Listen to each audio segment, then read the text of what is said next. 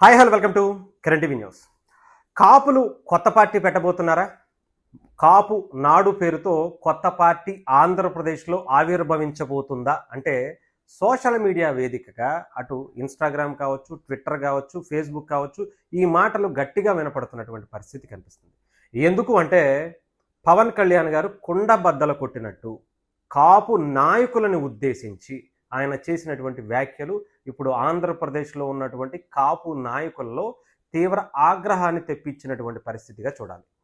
పేర్లు అయితే చెప్పను కానీ రీసెంట్గా కొంతమంది టార్గెట్ పవన్ కళ్యాణ్ గారిగా, జనసేన పార్టీగా చాలామంది అస్త్రాలు శస్త్రాలు ఉపయోగిస్తున్నటువంటి పరిస్థితి అందరికీ తెలిసిందే.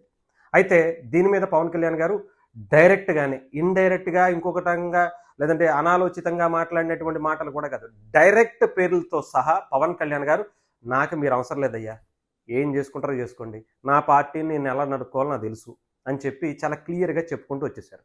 అసలు మీరు చెప్పినట్టు నేనెందుకు నడవాలి, నా పార్టీ ఎందుకు నడపాలి అనేటువంటి భావనలో పవన్ కళ్యాణ్ గారు ఒక క్లారిటీ అయితే కాపు నాయకులకి ఇచ్చినటువంటి పరిస్థితి ఉంది. నేను అన్ని కులాల కోసం పార్టీ పెట్టా, ఒక కులం కోసం మాత్రమే నేను నాయకుడు అవ్వాలనుకోలేదు, పార్టీ పెట్టలేదు అని తెగేసి చెప్పేశారు. అంటే ఇక్కడ కాపులకి సంబంధించినటువంటి నాయకులను ఉద్దేశించి పవన్ కళ్యాణ్ గారు మాట్లాడినటువంటి మాటల గురించే ఇప్పుడు కాపు నాయకులు ఆగ్రహాన్ని తెప్పించింది అనాలి. డెఫినెట్గా కొంతమంది నాయకులు చాలా బలంగానే పనిచేశారు. పవన్ కళ్యాణ్ గారు ఏమీ పిలవకపోయినా, పవన్ కళ్యాణ్ గారు ఏమి మీరు వచ్చి పలానా నియోజకవర్గాల్లో పని చేయండి అని చెప్పకపోయినా వాళ్ళ భుజాన వేసుకుని వాళ్ళు అనేక నియోజకవర్గాలు తిరిగి కూటమికి సపోర్ట్ చేసినటువంటి మాట అయితే వాస్తవమే. కానీ గెలిచిన తర్వాత 2 ఏళ్ళు అవుతుంది, కొన్ని ఇబ్బందులు వస్తాయి. కాపులకి కమ్మలకి మధ్య వచ్చేటువంటి ఆ రైవల్యూరీ ఇప్పుడైతే ఏం కాదు కదా, కొన్ని దశాబ్దాలుగా ఉన్నాయి. రంగా గారి గురించి కూడా పవన్ కళ్యాణ్ గారు చాలా క్లియర్గా చెప్పారు. రంగా గారు ఉన్నప్పుడు కనుక నిజంగా ఆయన్ని కాపాడుకోవడంలో కాపులు ముందుంటే ఈరోజు రంగా గారికి ఆ పరిస్థితి వచ్చేది కాదు. రంగా గారు చనిపోయిన తర్వాత ఆయన ఫోటోలు పెట్టుకున్న ఉపయోగం ఏంటి? రంగా గారు చనిపోయిన తర్వాత ఆయన మా నాయకుడు అని చెప్పి ఓన్ చేసుకోవడం వల్ల ఉపయోగమే ఉంది? కొంతమంది నాయకులు పేర్లే మార్చేసుకున్నారు, కాపు నాయకులు అని చెప్పి కాపులను ఏదో ఉద్ధరించేసినటువంటి వ్యక్తులు, నాయకులు అని చెప్పుకుంటున్నటువంటి వ్యక్తులు కూడా పవన్ కళ్యాణ్ గారిని ఓడిస్తే, ఇది సోకాల్డ్ కొంతమంది చెప్తున్నటువంటి పవన్ కళ్యాణ్ గారు కాపు నాయకుడు, ఆయన కాపు సీఎం అవ్వాలని కోరుకునేటువంటి వ్యక్తి మీద ఆయన ఓడిపోవాలని కోరుకుంటూ వాళ్ళ పేర్లే మార్చేసుకున్నటువంటి పరిస్థితి, కులాలనే మార్చేసుకోవాలనుకున్నటువంటి పరిస్థితి కనిపించింది అని పవన్ కళ్యాణ్ గారు ఘాటుగానే ఎక్కులు పెట్టారు. ఆయన ఎక్కుపెట్టినటువంటి పరిస్థితి అయితే కనిపించింది. అయితే దీని మీద కొంతమంది నాయకులు కూడా పవన్ కళ్యాణ్ గారికి ధీటుగా ఒక పార్టీని పెట్టాలి, దాని పేరు కాపునాడు అని పేరు పెట్టాలనేటువంటి ఆలోచనలో కూడా ఉన్నట్టుగా తెలుస్తుంది.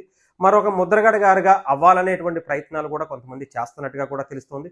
పేర్లు మార్చుకుంటారా లేదంటే పార్టీలే పెడతారా అనేది పక్కన పెడితే ఈ పార్టీ ఎలానో ఉండబోతుంది? ఈ పార్టీ ఓన్లీ కాపులు మాత్రమే పోటీ చేస్తారా? మిగతా కులాలు ఎవరిని కూడా దగ్గర తీసుకోరా? ముఖ్యంగా కాపులు మాత్రమే ఓటు వేయాలనేటువంటి నిబంధన ఏమైనా పెడతారా? పైగా అందరూ కూడా పక్కన ఉన్నటువంటి విజయ్ గారిని కంపేర్ చేస్తూ పవన్ కళ్యాణ్ గారి గురించి మాట్లాడారు. ఇప్పుడు కూడా అదే తరహాలో సింగిల్గా 175 నియోజకవర్గాల్లో కాపులతో మాత్రమే పోటీ చేస్తారా? మిగతా వాళ్ళ ఓట్లు మాకు వద్దు అని చెప్తారా? రాజకీయ పార్టీగా వెళ్ళేటువంటి పరిస్థితి ఆ దశగా వెళ్తున్నారా? వేరే వాళ్ళతో కలిసి ప్రయాణం చేయకుండా సింగిల్గానే పోటీ చేసేటువంటి పరిస్థితులు ఉన్నాయా అనేది ఇప్పుడు వీళ్ళ రాజకీయ పార్టీ పెట్టి వీళ్ళు ఒక నాయకుడిని ఎన్నుకుని వాళ్ళు గనక నిజంగా సక్సెస్ అయితే అప్పుడు పవన్ కళ్యాణ్ గారిని డెఫినెట్గా ఆయన మాటల్ని, ఆయన చేసినటువంటి కార్యక్రమాలని, ఆయన పార్టీని నడిపినటువంటి తీరుని డెఫినెట్గా తప్పు పెట్టేటువంటిది అవకాశాలు అయితే కనిపిస్తున్నాయి. సో ఈ మధ్యకాలంలో నాకు తెలిసి అలాంటి కార్యక్రమాలు చేస్తారా లేదా అంటే ఈ కాపు నాయకులకి సంబంధించినటువంటి ఆ పార్టీ ప్రకటన కావచ్చు, ఆ తర్వాత జరగబోయేటువంటి పరిస్థితులు కావచ్చు, వాళ్ళకి అంత పార్టీని అన్ని సంవత్సరాల పాటు అంటే ఓటమి వచ్చినా గెలుపు వచ్చినా మిగతా వాళ్ళతో కలిసి వెళ్ళటం, ఆ రాజకీయాల్లో నిలదొక్కుకోవడం, ఇవన్నీ కూడా చేసేటువంటి పరిస్థితులు, సాధ్యాసాధ్యాలు ఇవన్నీ కూడా మరి రాజకీయ నాయకులు, సోకాల్డ్ రాజకీయ నాయకులు చేస్తారా?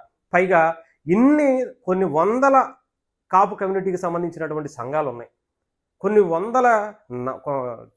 వందల మంది నాయకులు కూడా ఉన్నారు. వీళ్ళందరూ కూడా మిగతా పార్టీలను వదిలేసి, ఇంక్లూడింగ్ జనసేన పార్టీని కూడా వదిలేసి మరి ఆ పార్టీలో చేరతారా? అలాంటి ఒక తాటిపై వచ్చేటువంటి సత్తా నిజంగా కాపులకి, కాపు నాయకులకి ఉందా?